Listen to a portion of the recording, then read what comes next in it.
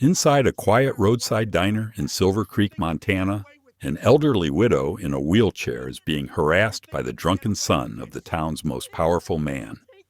Snow falls outside, the heater flickers, and no one dares to move. Fear has a way of freezing people faster than the cold. But the bully makes one fatal mistake. He doesn't notice the man sitting in the corner with a scarred German shepherd at his feet. That man is Elias Ward, a broke Navy SEAL who's seen too many battles. And tonight, he's about to fight one more. Before we begin, tell us where you're watching from. And if this story touches your heart, please subscribe for more stories of courage and redemption. Snow drifted like ash over Silver Creek, Montana, where the wind howled against the wooden diner standing alone by the frozen road. Inside, the smell of coffee and old leather hung in the air, mingling with the distant hum of a broken heater that fought against the January cold. Elias Ward sat alone in the far corner booth, his broad shoulders hunched, steam rising from a chipped mug between his scarred hands. At 46, Elias bore the kind of face carved by war and regret, strong jawline shadowed by uneven stubble, gray streaks threading through his dark hair, and eyes the color of cold steel. He had been a Navy SEAL once, before the last mission in Kandahar had left more ghosts than medals. Now he drifted through small towns like this one, carrying only a worn backpack, a folded photo of a woman he once loved, and the silent companionship of his dog. Bruno lay curled at Elias's feet, a 6-year-old German shepherd with black and tan fur and a faint scar running along his right leg, souvenir of a roadside bomb that had taken 2 of Elias's friends. The dog's golden eyes flicked around the diner with quiet awareness, the way trained soldiers scan a battlefield. Bruno was more than a pet. He was what kept Elias from collapsing into the silence of his own memories. Only 4 people were inside the diner that night. Behind the counter, the cook Pete Morrison, a short man with thinning hair and a nervous habit of wiping the same glass over and over, kept glancing toward the snow-blurred windows. At the center table sat Maggie Hayes, a 78-year-old widow in a wheelchair, her frail hands trembling slightly as she spooned soup from a small bowl. Her hair was silver and neatly pinned back, her coat buttoned to the chin despite the warmth. There was something proud about the way she sat, spine straight, chin raised, as if she refused to let the world see how lonely she had become. The land she owned on the edge of town was the last remnant of her late husband's life, and she clung to it with quiet defiance. Elias noticed her because she reminded him of his mother, someone who had survived wars of a different kind, poverty, loss, and time. He watched the way she smiled at Pete when he refilled her coffee, the soft thank you barely audible over the crackle of the heater. For a moment, Elias felt the hollow inside him ease. The diner's door burst open with a violent gust, scattering snow across the floor. The bells above it jingled offbeat, and in stepped Ethan Hale, tall, 20-something, handsome in that careless way that wealth sometimes breeds. His blond hair was slicked back, his cheeks flushed red from whiskey and cold air. He wore a heavy leather jacket and the smug grin of someone who'd never been told no. His father, Owen Hale, owned half the town, the mill, the bank, and most of the land surrounding it. People said Silver Creek ran on Hale money and Hale fear. Ethan's eyes landed on Maggie. "Well, look who it is," he drawled, voice thick with drink. "The old witch still guarding her patch of dirt." Pete froze mid-step. Maggie stiffened, her hand trembling on the spoon. "You shouldn't be here, Ethan," she said softly. "It's late." Ethan laughed, staggering closer. "Late for who? My father made an offer, twice. You think you're better than the rest of us?" Elias's hand tightened around his mug. He could smell the danger. Alcohol, arrogance, and entitlement, a combination that always ended with someone bleeding. Bruno raised his head, ears pricking. Maggie's voice quivered, but didn't break. "That land is where my husband is buried. I told your father I won't sell." Ethan slammed his fist on her table, rattling the silverware. "Then you'll freeze out there alone. You want to die in that shack?" "Enough," Elias said quietly. The single word cut through the tension like a blade. Everyone turned.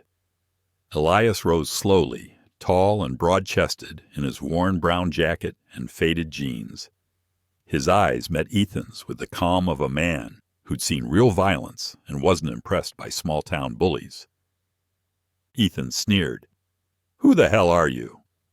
"Just someone who doesn't like watching cowards pick on old women."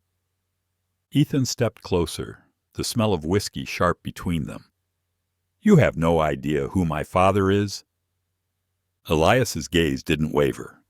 "And you have no idea who I used to be." The words hung heavy in the air. For a moment, no one breathed. Then Ethan shoved Elias's shoulder hard. Bruno stood instantly, growling deep in his throat, hackles rising. The sound made even Pete flinch. Ethan barked a laugh. "A dog and a drifter. Cute." The next seconds unfolded in silence. Elias moved with the precision of habit. Sidestep, twist, grip. He caught Ethan's arm and slammed him against the counter, pinning him by the wrist. The younger man cursed, struggling, but Elias's strength was steady, unflinching. Bruno barked once, sharp and commanding. "Apologize," Elias said softly. Ethan spat, blood on his lip. "You're dead. My father'll bury you." Elias released him. The kid staggered, fury in his eyes, and stormed toward the door. "You'll regret this," he shouted, vanishing into the storm. For a moment, the diner was silent except for the wind. Maggie's hands trembled as she lifted her coffee. "Thank you," she whispered. Elias nodded, chest rising with slow, controlled breaths. "Just finish your meal, ma'am." He sat again, staring into his cup, but inside he felt the old pulse return, the one he'd sworn to bury years ago. The protector, the soldier, the man who couldn't stand by. Outside, sirens began to wail in the distance, thin, piercing, coming closer. Pete hurried to the window. "That was quick," he muttered. 2 police cars pulled up, blue lights flashing against the snow. The door opened again, letting in a swirl of cold. A young officer stepped inside, his expression tight as he looked from Maggie to Elias, then to the blood on the floor. He exhaled, rubbing the back of his neck. "Mr. Ward, right?" Elias frowned. "You know my name?" "Yeah," the officer said quietly, his eyes flicking toward the storm outside. "And I know whose son you just put in the dirt." He leaned closer, voice low. "You've just picked the wrong family to fight." The words echoed in Elias's chest long after the police left. He sat there in the flickering light, Bruno resting his head on his boot, both of them staring into the storm that howled beyond the glass. He didn't know it yet, but the quiet war of Silver Creek had just begun. Morning came gray and bitter, the kind of light that turned the snow into dull glass. Silver Creek looked peaceful from a distance, but beneath the surface the whole town was whispering. By noon, everyone knew Ethan Hale had been attacked by a drifter and his dog. The Hale's influence worked fast. In less than 12 hours, the story had twisted into something unrecognizable. Elias Ward was no longer a veteran who defended an old woman. He was the violent stranger who broke the peace. Elias packed his few belongings in silence as the landlord stood by the door. The man, Harold Green, was thin, nervous, with a mustache that trembled when he spoke. "You know I got nothing against you, Mr. Ward," he said, not meeting Elias's eyes, "but I can't afford trouble. The Hales own this building." His words came out in small, guilty bursts. Elias nodded once, zipped his bag, and whistled for Bruno. The German shepherd rose slowly, his fur dusted with ash-colored light from the window. Together they stepped into the cold, leaving the warmth of the small room behind. By evening, Elias had found an old maintenance shed at the edge of the town. a wooden shack near the river, roof half collapsed, but dry enough to shelter from the storm. He cleared a space for Bruno near the rusted stove, then sat by the faint fire, staring at the letter he carried for years. The envelope had yellowed, corners soft from being opened too many times. It was from Claire, his wife. Her handwriting still carried a calm strength that felt like home. Promise me you'll live for something good, Eli. Not for war, for someone. He ran a hand through his hair, the rough stubble on his jaw scraping against his glove. For years, Elias had been good at surviving, but not living. The memory of the diner replayed, Maggie's terrified eyes, Ethan's laughter, the officer's warning. He wondered why he couldn't just walk away. Maybe it was the way Maggie had tried to keep her dignity. Maybe it was that land, the last piece of her husband's memory. Maybe it was because Silver Creek reminded him too much of himself, broken, scared, and silent. Snow pressed against the thin window like white noise. Bruno stirred, ears twitching. The dog lifted his head, eyes focused on the door. A faint crunch of footsteps approached, muffled by the storm. Elias reached for the knife on his belt, his heartbeat steady but alert. A shadow moved past the window, then another. He stood, motioning for Bruno to stay low. Through a crack in the boards he saw two men by the tree line, both wearing dark winter coats. One of them, taller, lit a cigarette. The orange flare illuminated a patch sewn onto his sleeve. Hailed development. The second man carried something metallic, a pipe or maybe a bat. They looked like security contractors, not police. The taller one spoke, voice faint through the snow. Boss says she still won't sell. Guess we'll make her think twice. The other laughed, a short, cruel sound that dissolved into the wind. Elias felt a pulse of heat rise through his chest. He'd seen men like these overseas, the kind who use power to hide their cowardice. He stepped back from the window, breathing through his nose. Bruno growled, low and quiet. Elias placed a hand on the dog's head. Not yet, boy. The two men turned away, heading toward a black pickup truck parked near the road. The sound of the engine faded into the storm. When silence returned, Elias sat back on the floor beside Bruno. It's starting, he murmured. The dog pressed closer, tail thumping once. The next morning, he walked into town, hood up, trying to ignore the stares that followed. At the general store, people whispered behind shelves. Mary Ann, the store clerk, a middle-aged woman with red curls and sharp green eyes, hesitated before handing him a loaf of bread. Elias, she said softly, you should leave town. Owen Hale doesn't lose. He buys or destroys. Her voice cracked slightly, as if she'd seen it happen before. They say the lady, Mrs. Hayes, her pension check got canceled. Elias froze mid-step. What? Mary Ann nodded. County office said it was an error. Funny how those errors always happen to people who stand in his way. He left, without answering. The wind hit his face like glass shards. By the time he reached Maggie's small wooden house on Maple Road, the sun had disappeared behind thick clouds. Smoke rose weakly from her chimney. Elias knocked. After a moment, Maggie opened the door, wrapped in a faded wool shawl. She looked smaller than he remembered, her face pale under the dim light.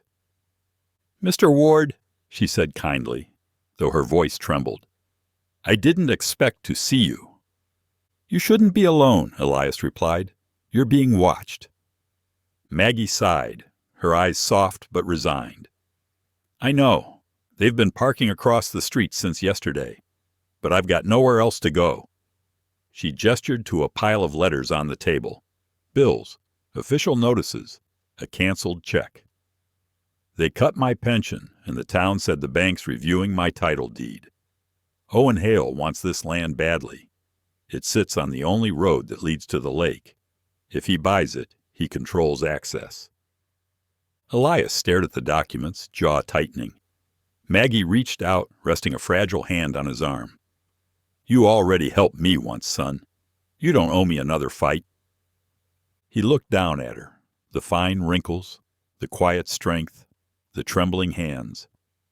"Ma'am," he said slowly, "where I come from, when someone attacks the weak, it becomes everyone's fight."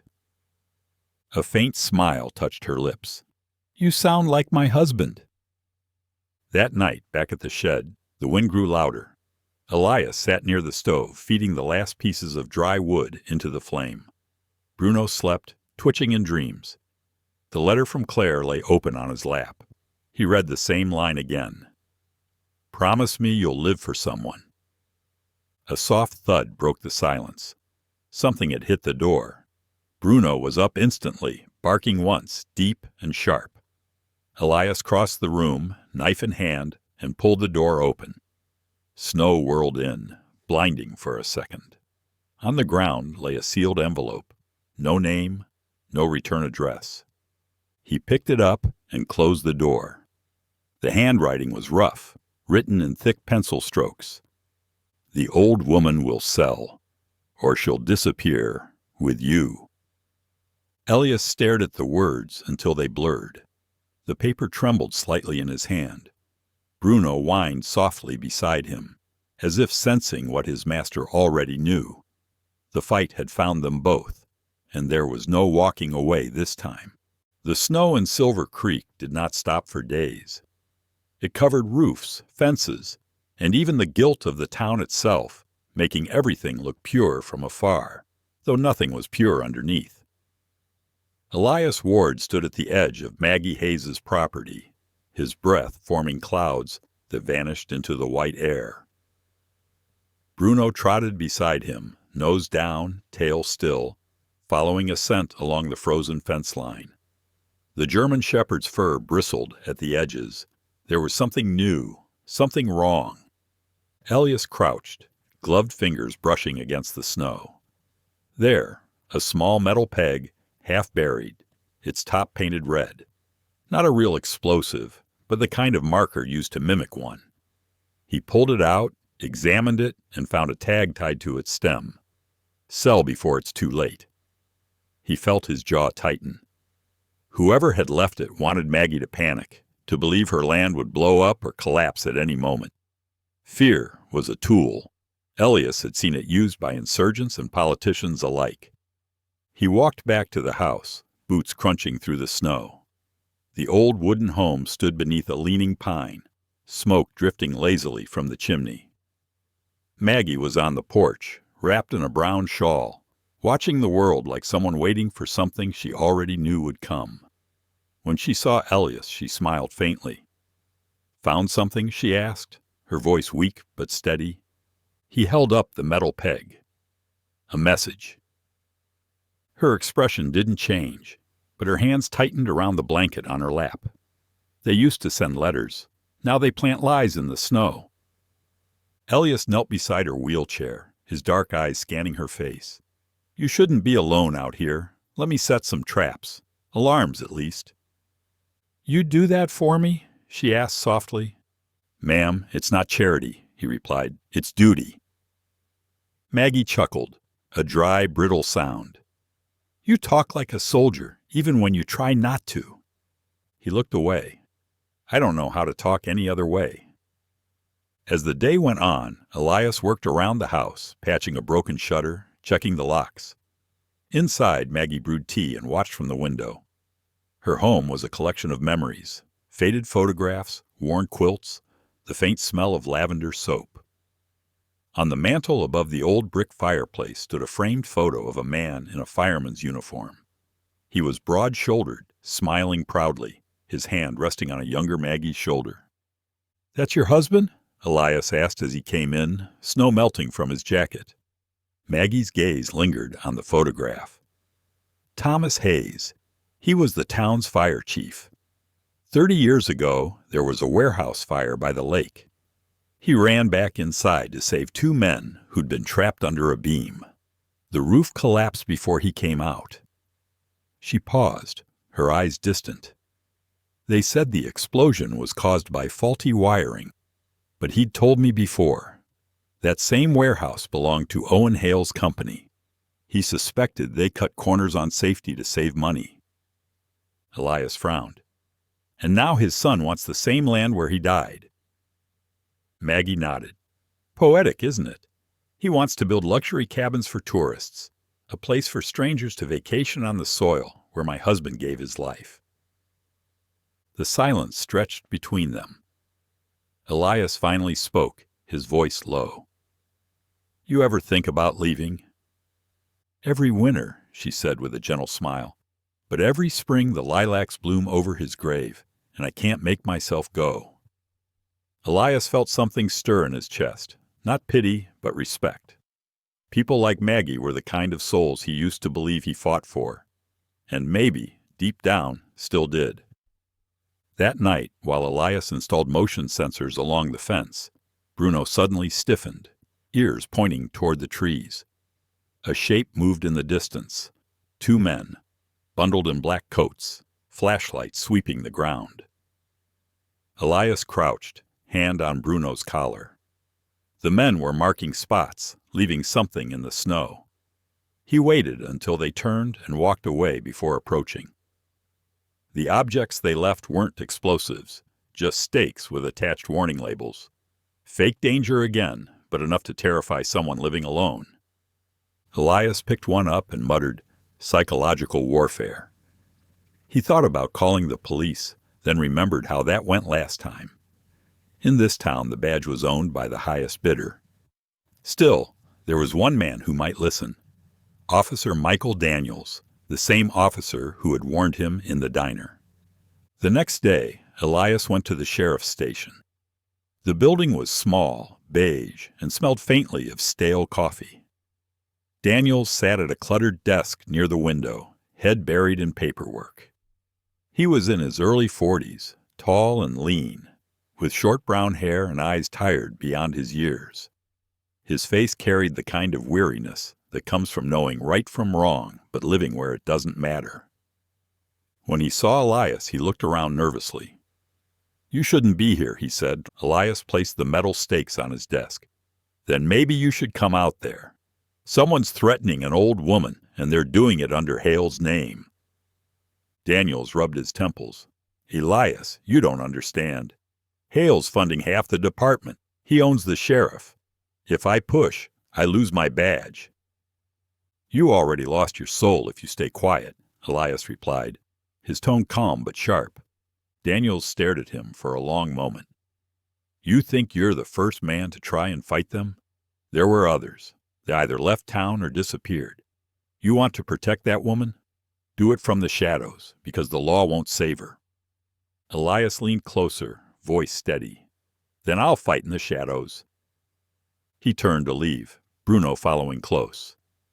Daniels called after him, voice heavy with something between guilt and warning. Ward, whatever you're planning, don't do it alone.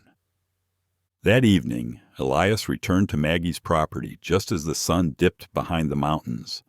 The sky burned orange against the white fields. He checked the perimeter one last time, then entered the house. Maggie sat by the fire, knitting, her face calm under the flickering light. They came again, didn't they? She asked quietly. Elias hesitated, then nodded. They're trying to scare you, but they'll have to go through me first. She smiled sadly. You sound like my Thomas. Bruno rested his head on her knee, and she reached down to pat him, fingers trembling but gentle. He's a good boy, she said softly. Outside, the wind rose, shaking the windows. Elias moved to the doorway, scanning the dark. For a moment, he thought he saw movement between the trees, shadows shifting where no light should reach.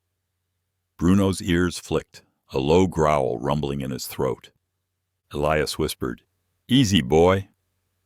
But the growl deepened.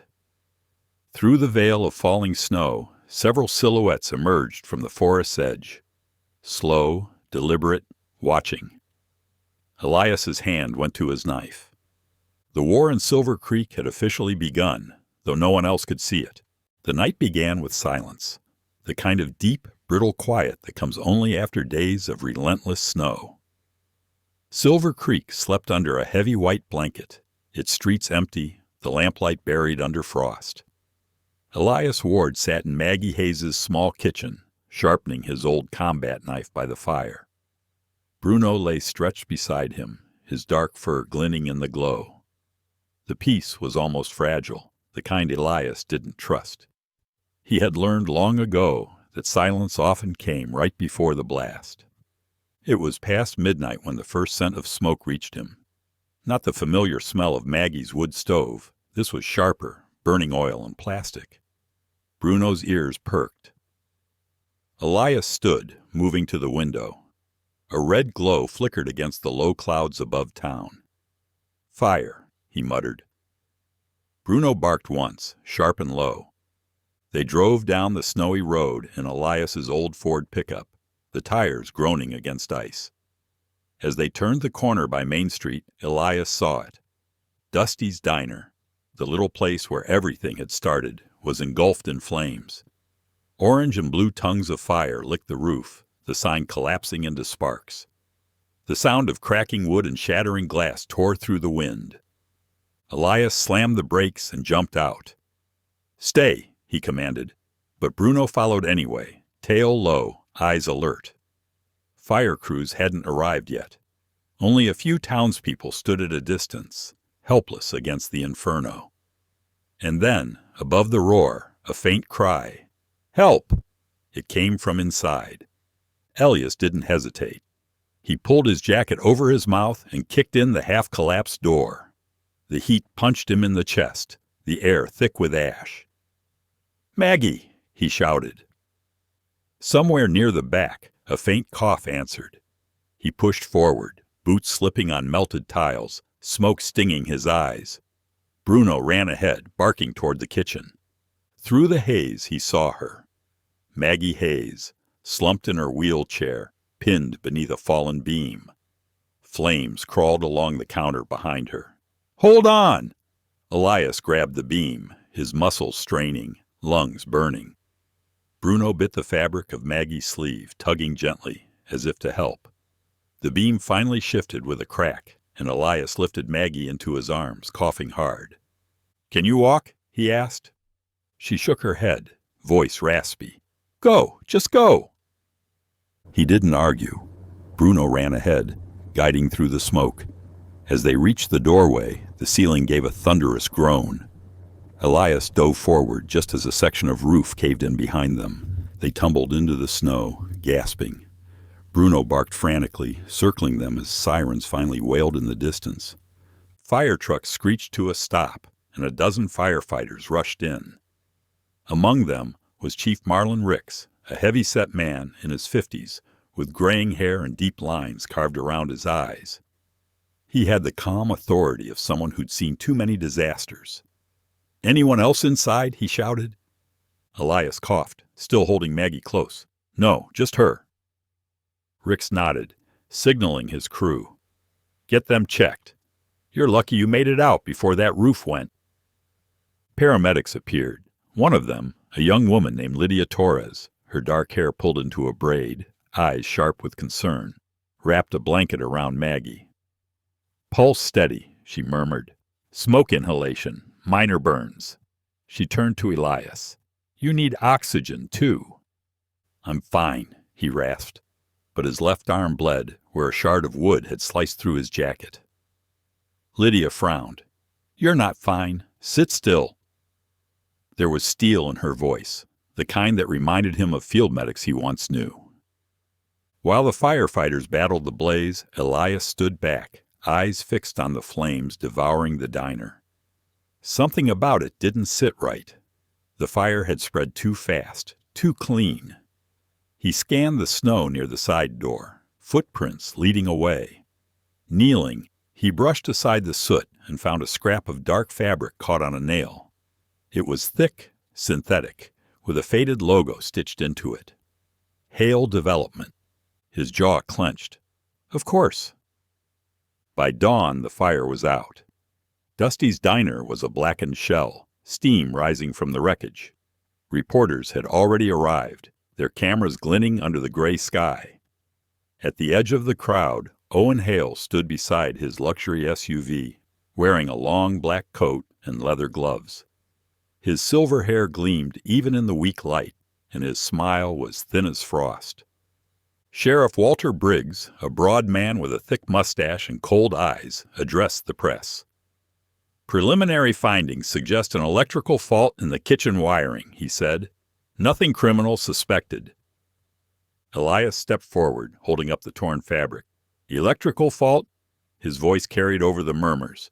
"Your crime scene's full of evidence from Hale Development." The sheriff turned, his expression tightening. "You again, Ward? This isn't your fight." "It became mine the moment you all looked away," Elias snapped. Owen Hale approached with deliberate calm, the air seeming to thin around him. Up close, he looked every bit the king of Silver Creek, tall, perfectly dressed, eyes like polished steel. "Mr. Ward," he said, his tone polite but venomous, "I appreciate your heroics. But accidents happen. This town is old. Its buildings crumble." Elias met his gaze. "And people like you help them burn faster." Owen's smile didn't waver. "Careful, soldier. Not every war ends with medals." Then he turned to the cameras, his voice smooth, rehearsed. "Let this be a reminder," he said to the reporters, "that Silver Creek needs renewal. Strong leadership, new construction. Perhaps this tragedy will teach us who truly keeps this town alive." Elias watched him walk away, flanked by 2 bodyguards. Behind him, the sheriff's deputies cordoned off the scene. Bruno nudged Elias's leg, sensing his tension. He knelt, resting a hand on the dog's neck. "We're not done, boy," he whispered. "Not even close." At the far edge of the crowd, Officer Daniel stood half hidden behind a patrol car watching. His face was pale, his eyes restless. He'd heard the sheriff's statement and seen the same fabric Elias had. For the first time, he didn't look afraid. He looked angry. When Elias caught his eye, Daniels gave a subtle nod. The unspoken message was clear. "I'll find the truth." Snow began to fall again, quieting the murmurs, covering the ruins of Dusty's Diner in white. Elias pulled his coat tighter, his injured arm throbbing beneath the sleeve. The fire was out, but something far more dangerous had just been lit. The storm had not let up in 3 days. The wind howled through Silver Creek's narrow streets, carrying ice and rumor alike. Snow lay so thick on the ground that it muffled every sound, gunshots, whispers, and the truth itself. Inside a dilapidated barn on the edge of town, Elias Ward crouched beside an old wooden workbench, his breath a faint fog. Bruno sat near the door, his thick black and tan fur dusted with frost, eyes fixed on the world outside like a sentinel carved from muscle and loyalty. Elias's left arm was bandaged from the diner fire, but he moved with quiet focus. Spread before him were remnants of another life: a battered military radio, a small transmitter, and a recorder from his days as a SEAL communications officer. His fingers, calloused and precise, reconnected frayed wires with the patience of a man rebuilding both machinery and faith. When the device crackled to life, the faint hum filled the cold air like a heartbeat. He reached into his pack and pulled out a small memory chip, evidence he'd recorded days earlier near Maggie's property. It contained a voice message intercepted through the town's shortwave channel. He adjusted the frequency until the static cleared and the words returned, grainy but unmistakable. "Make it look natural. The old woman sells, or she burns with her land." The voice was smooth, controlled, Owen Hale's unmistakable cadence. Elias exhaled slowly, anger simmering beneath his calm exterior. He switched to a secure Navy channel, one he hadn't used in years. "This is Ward. Elias Ward, former SEAL Team 9. Calling in a personal request. Evidence attached. Need this relayed to Commander Roland Pierce, Norfolk Base." There was silence. Then a faint response crackled through the static. "Ward, I'll be damned. This frequency's been dead for years. What the hell's going on? Corruption, Elias said flatly, and a town that's about to bury the truth in snow. The man on the other end, Roland Pierce, once his comrade in Afghanistan, had been the kind of leader who never flinched under fire. Now, even across the radio, his voice carried the same steadiness. Send me what you've got, Eli. I'll get it to the right ears. But be careful. Men like that don't play fair. I stopped believing in fair a long time ago, Elias replied. He clicked the transmitter off and sat back, exhaustion creeping in. Bruno nudged his leg, sensing the tension. Elias scratched behind the dog's ear. We're close, boy. Just hold on. Across town, Officer Michael Daniels worked alone in the dim basement of the Silver Creek precinct. The air smelled of dust and old paper. He'd pulled the file cabinets apart, searching records the sheriff's office preferred to forget. Daniels had changed in the last few days, his face still drawn with fatigue, but his eyes were sharper now, restless with purpose. He had spent 14 years wearing a badge, telling himself he could make a difference from within.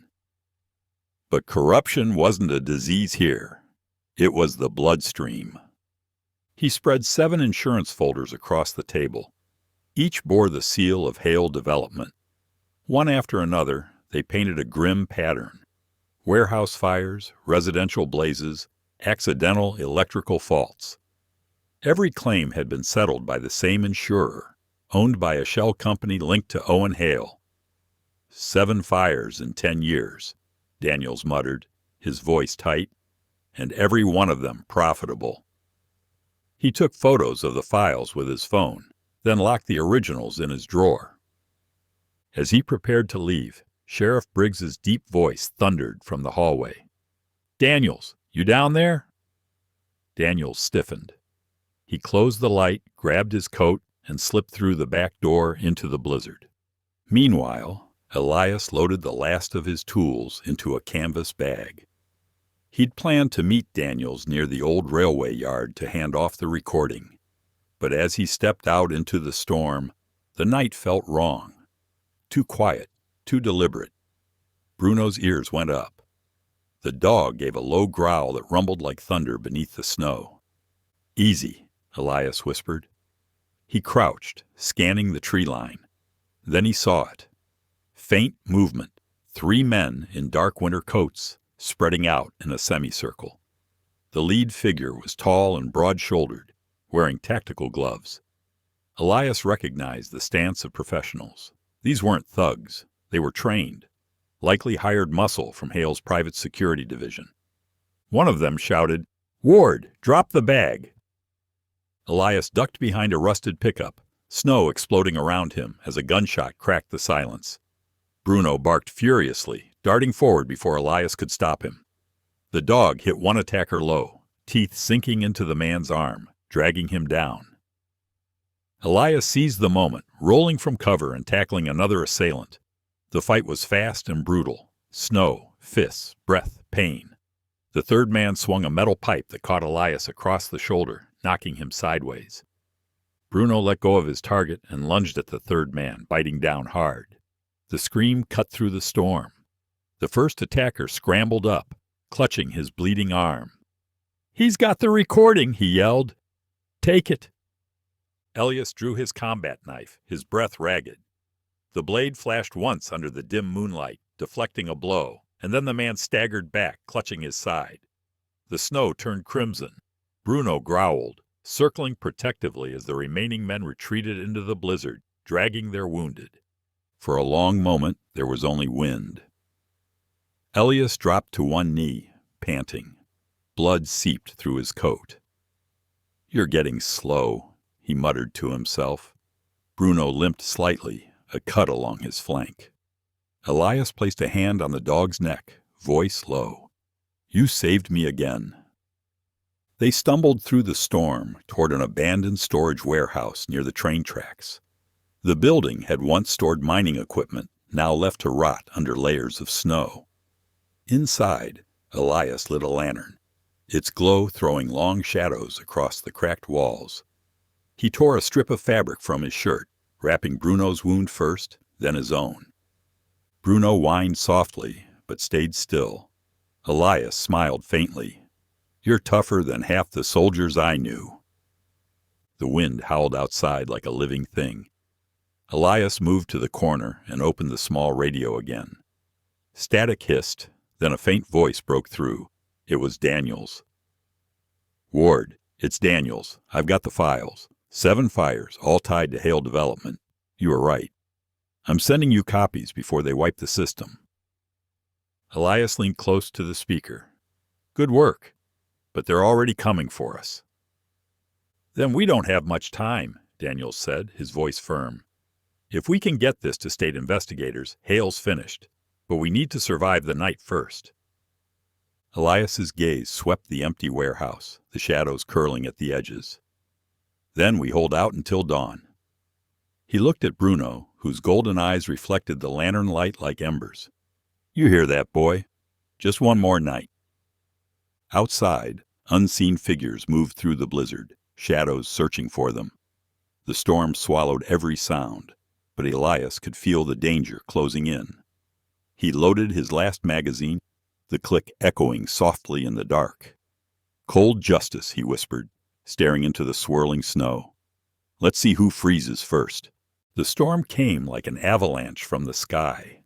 Wind screamed through Silver Creek, turning the world into a blur of white and shadow. Snow hurled itself against windows and rooftops, burying cars, swallowing streets. It was the strongest blizzard of the year, nature's own war cry, and beneath it, another war was about to unfold.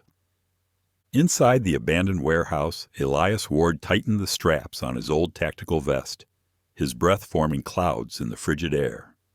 Bruno paced restlessly, the German shepherd's black and tan fur standing on end, nostrils flaring as if the dog could smell violence approaching before it arrived. The lantern light trembled against Elias's face, revealing eyes bloodshot from exhaustion and determination. He pressed a gloved hand to his wound, feeling it pulse beneath the gauze. "We can't afford another fight, boy," he whispered. Bruno growled softly in disagreement. Out in the blizzard, headlights moved through the snow like ghosts. 3 trucks stopped near Maggie Hayes's house at the edge of the town. Men climbed out, silhouettes wrapped in black parkas, their rifles glinting beneath the storm's flash. These weren't common thugs. They moved in formation, their steps synchronized. Their leader, Cole Maddox, stood taller than the rest, a man with a shaved head, angular jaw, and an old scar that ran from temple to chin. His voice, when it came, was deep and cold. "Hale wants it done tonight. No witnesses. Burn the evidence, burn the names." Cole had been a mercenary long before Hale hired him. Once part of a private military outfit in Eastern Europe, he had seen entire villages burn without blinking. Killing was just logistics to him now. But even he felt a chill that wasn't from the weather. The dog, the one they called Bruno, was rumored to be ex-military too. "Keep your eyes open," he muttered to his men. "That dog's smarter than half of you." Inside the warehouse, Elias adjusted the radio frequency again, static crackling over the storm. He was waiting for Daniel's confirmation, but the signal came in broken. "Hale, sent them. Your way. Protect the woman." Then silence. Bruno suddenly stiffened. His ears pricked, nose lifted toward the wind. A sound, soft, distant but unmistakable, boots crunching snow. Elias doused the lantern. Darkness swallowed them. "They're here," he murmured. The first window shattered. A flashbang rolled inside, exploding in blinding white. Elias hit the floor, shielding his eyes. Bruno darted toward the door, barking fiercely. Gunfire erupted, tearing through wooden crates. Elias moved with the reflex of training burned into his bones, low, fast, precise. He grabbed a metal rod and smashed the fuse box, plunging the warehouse into total blackness. Only the storm's pale light filtered through the cracks. The mercenaries cursed, their laser sights cutting across the shadows. One stepped forward, and a blur of fur and fury lunged from behind a crate. Bruno hit him full force, teeth sinking into his arm, dragging him down into the snow-dusted floor. The man screamed. Elias moved in, disarming the second attacker with a swift twist and a brutal elbow strike. He kicked the rifle aside and ducked as bullets splintered the wall behind him.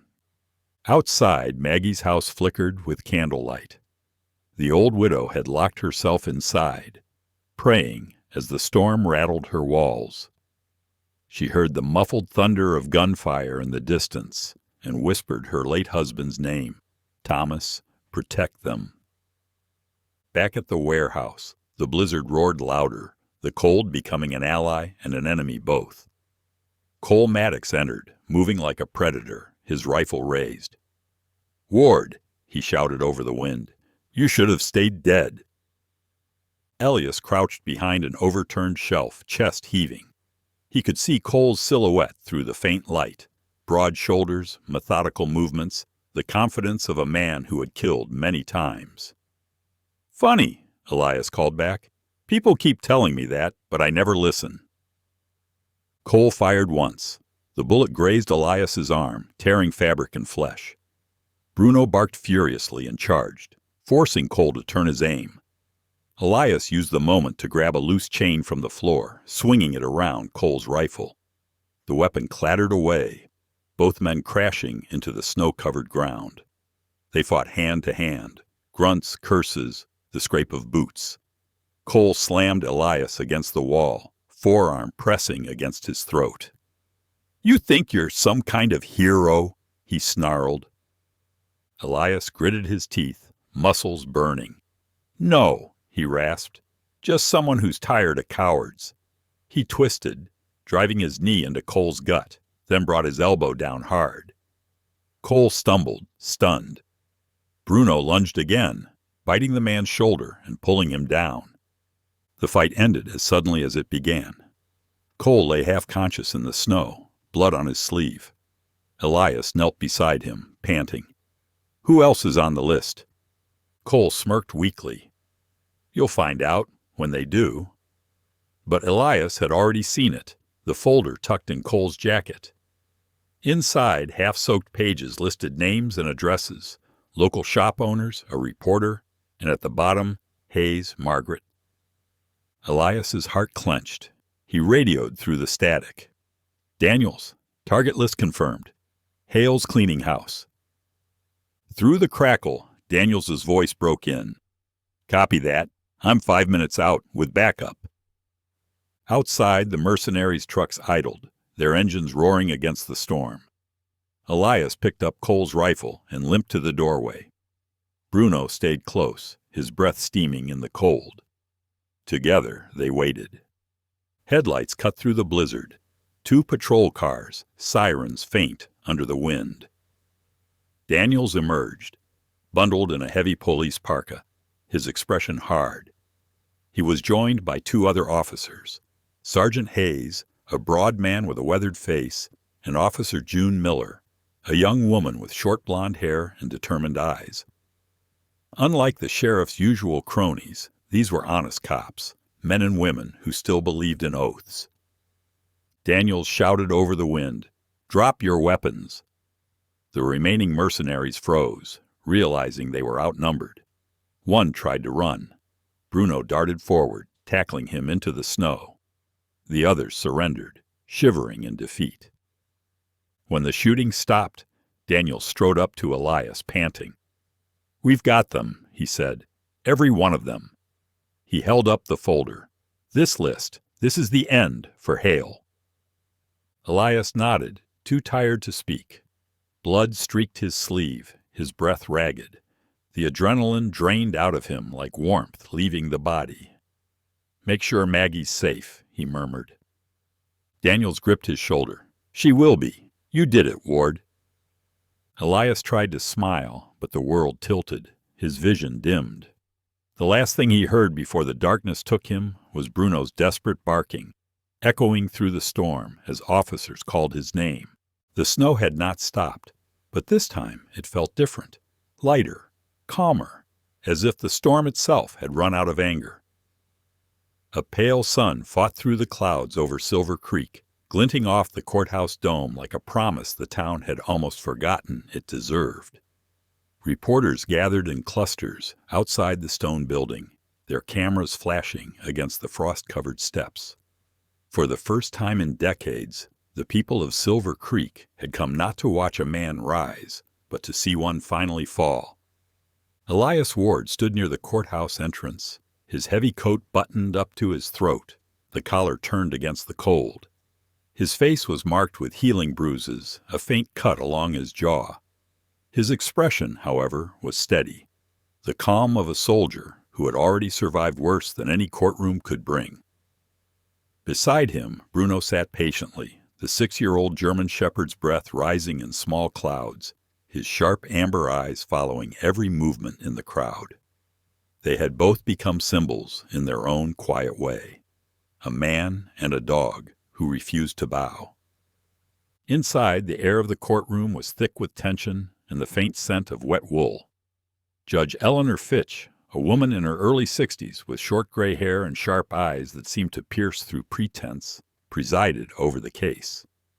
Her reputation was known throughout Montana, fair but unyielding, a believer in truth, no matter how deeply it had been buried. On the defense bench sat Owen Hale, wearing a dark tailored suit and an expression carved from stone. His once perfect silver hair had grown untidy over the past few days, and his confident smirk was gone. The arrogance that had ruled Silver Creek for years had withered into something smaller, meaner. To his right, his lawyer, a tall, nervous man named Victor Klein, with thinning blonde hair and a habit of adjusting his glasses every 30 seconds, shuffled through a mountain of papers that could no longer save his client. Across from them sat Officer Michael Daniels, newly promoted and in his crisp navy blue uniform. His posture was straight, his eyes steady, though his jaw tensed each time Hale's name was mentioned. Months of fear and silence had hardened him into something stronger. At the witness table, Maggie Hayes waited quietly, her right arm still bandaged from the fire. The old widow wore her best coat, a simple gray wool garment with frayed cuffs, and her eyes, soft yet fierce, were fixed on the man who had tried to erase her life. The murmur of the room died down as Judge Fitch called for order. This court will now hear testimony in the matter of the State versus Owen Hale. The prosecutor, Thomas Avery, a broad-shouldered man in his 40s, with dark hair and a voice like gravel, rose from his seat. "Your Honor," he began, "the State will prove that the defendant, Mr. Hale, orchestrated a series of arsons, assaults, and acts of intimidation to consolidate control over the land and businesses of Silver Creek. The evidence is overwhelming, and the witnesses who risked their lives to bring it forward deserve to be heard." Elias was called first. He stepped to the stand, his boots echoing softly on the wood floor. Sworn in, he sat straight, his gaze unwavering as he recounted the events, the night at Dusty's diner, the fire, the threats, the mercenaries, and the list of targets. He spoke without embellishment, his voice quiet but firm, the kind of voice that made people lean in to listen. When asked why he had stayed to fight instead of running, Elias simply answered, "Because some things are worth standing for, even if no one else does." When the defense lawyer rose to cross-examine, he tried to undermine him. "Mr. Ward, isn't it true you acted violently, that you—" Elias's gaze cut through the words. "I acted to protect an old woman from being murdered. If that's violent, then I'll accept it." Even Judge Fitch allowed herself the faintest nod of approval. Next came Maggie Hayes. She rolled herself to the stand, her wheelchair squeaking faintly, her hands folded in her lap. Her voice was thin but unwavering as she told her story, of the letters, the fear, and the night Elias broke through the flames to save her. "He didn't just save me," she said softly. "He saved what was left of this town's conscience." Tears glimmered in a few eyes around the room. Then Officer Daniels presented the final blow. the documents and recordings that tied every suspicious fire back to Hale Development. "These are copies of insurance claims," he said, setting the files on the table. "Each fire was ruled an accident. Each property ended up owned by a subsidiary of Hale's company." He gestured to the playback screen. "And this," he continued, pressing a button, "is the defendant's voice giving orders." The audio crackled through the speakers. "Make it look natural. The old woman sells, or she burns with her land." Gasps rippled across the courtroom. Owen Hale's mask finally cracked. For the first time, he looked afraid. The defense attempted to object, but the judge silenced them with a raised hand. "Overruled," she said sharply. "Continue." By the time the testimonies ended, there was no question left to ask. The jury took less than an hour. When they returned, their foreman, an elderly man in a plaid jacket, spoke clearly. "We, the jury, find the defendant, Owen Hale, guilty on all counts." A murmur of relief spread through the courtroom like a slow exhale. Owen Hale sat motionless as Judge Fitch pronounced the sentence, 25 years in federal prison, without possibility of parole for the first 15. Let this judgment remind the people of Silver Creek that no man is above the law. As Hale was escorted out, his glare lingered on Elias, cold, defeated, but still full of hate. Elias met his eyes one last time. There was no triumph in his look, only quiet closure. Afterward, outside the courthouse, snow fell in soft, lazy spirals. The crowd was larger now, journalists, townspeople, even children clutching their parents' coats. Daniels emerged first, greeted by applause and a few cheers. Maggie followed, smiling faintly as people thanked her.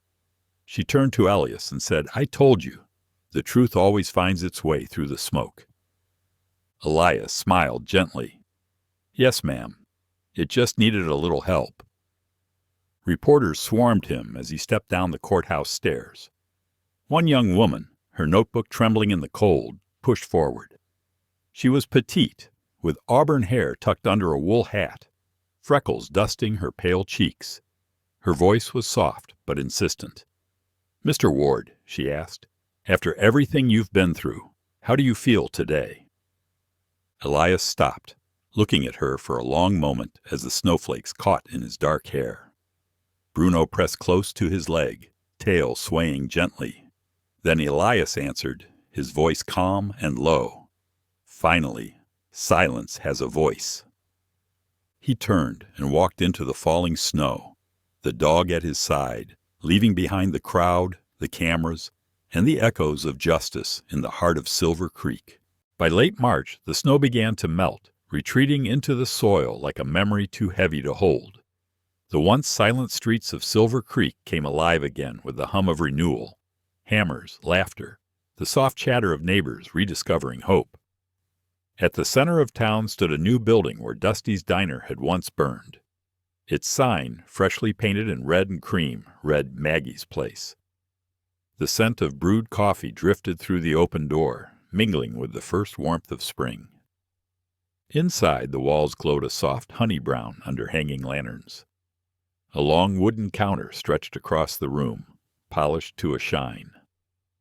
Above it, framed photographs told the town's story. Firefighters, soldiers, children in winter coats, and at the center, a black and white image of a rugged man in a weathered jacket kneeling beside a German shepherd. Beneath it were the words, "Those who stood when no one else would." Elias Ward wiped his hands on a rag, checking the wiring of a coffee machine that had just shorted out. He wore a faded plaid shirt and dark jeans, his hair longer now, his expression calmer. The scars on his arms had turned pale against his skin, reminders rather than wounds. Bruno rested by the doorway, tail flicking lazily, his golden eyes half closed as he watched townsfolk pass by. Every now and then someone would stop to scratch his ears, and he accepted it with quiet dignity, the way old heroes do. Maggie Hayes moved carefully behind the counter, her steps steadied by a cane. Her silver hair gleamed under the light, and though her movements were slower, Her spirit filled the room like music. To everyone, she was no longer the frail widow who had survived the fire. She was the heart of Silver Creek. Her laughter rang clear when the bell above the door chimed, welcoming customers old and new. "Morning, Elias," she said with a gentle smile, carrying a tray of mugs. "You fixed everything in this place except that clock. It's been stuck at 3:12 since we opened." Elias looked up from the machine, smirking. Maybe it's just waiting for the right time to start again. She chuckled, setting the mugs down. "You talk like a poet these days." "Too much coffee," he replied, "and too many quiet mornings." For a moment, silence hung between them, comfortable and warm. Maggie rested her hand on the counter, eyes soft. "You know, Elias," she said, her voice lower now, "you didn't just save my life that night. You gave this town its courage back. You gave me my second chance." Elias met her gaze, the corners of his mouth lifting faintly. "No," he said, shaking his head. "You're the one who saved me. You reminded me there's still something worth staying for." She reached out, touching his hand gently. "Then maybe we saved each other."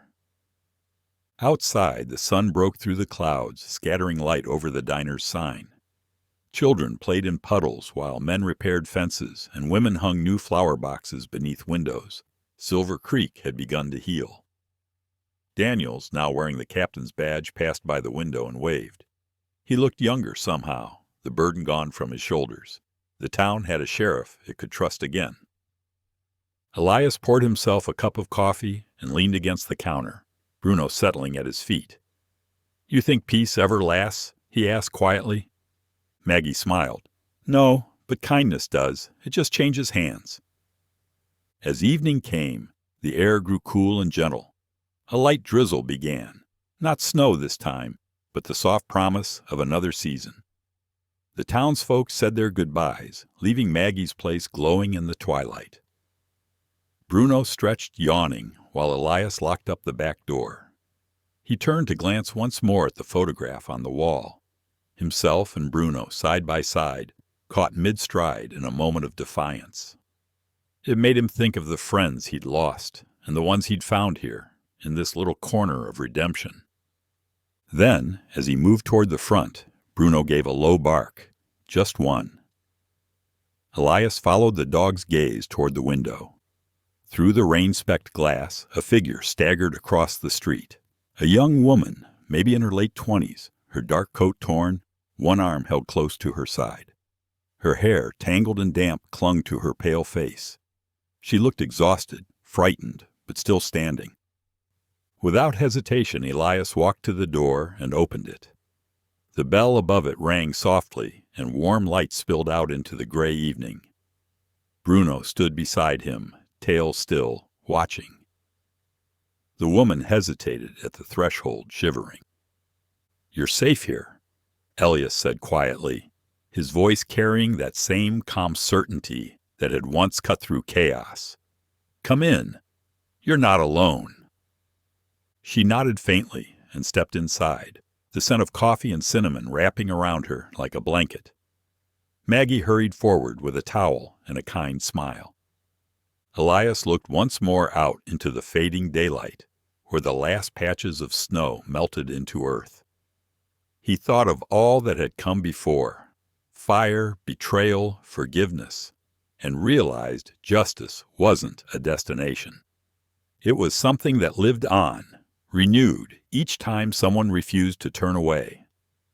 Bruno barked once more, softer now, almost like a greeting. Elias smiled and closed the door behind them as the faint snow returned, gentle, silver, and forgiving. A quiet curtain falling on the old story and the beginning of another. Sometimes miracles don't come with thunder or light. They arrive quietly, through people who refuse to give up on kindness. In Silver Creek, a war veteran, a faithful dog, and a widow reminded the world that even after the darkest storms, compassion can rebuild what fire destroys. That's how God works, not always through grand gestures, but through simple acts of courage that ripple across hearts. Maybe there's someone in your own life who needs that same light. A word, a helping hand, a little hope. Be that miracle for them. Because every time you choose mercy over anger, faith over fear, heaven smiles a little brighter. If this story touched your heart, share it with someone who needs to believe again. Leave a comment saying Amen if you still believe God sends angels in the form of ordinary people. And don't forget to subscribe, so together we can keep spreading stories of love, courage, and divine grace. May God bless you, and may His light guide your heart today and always.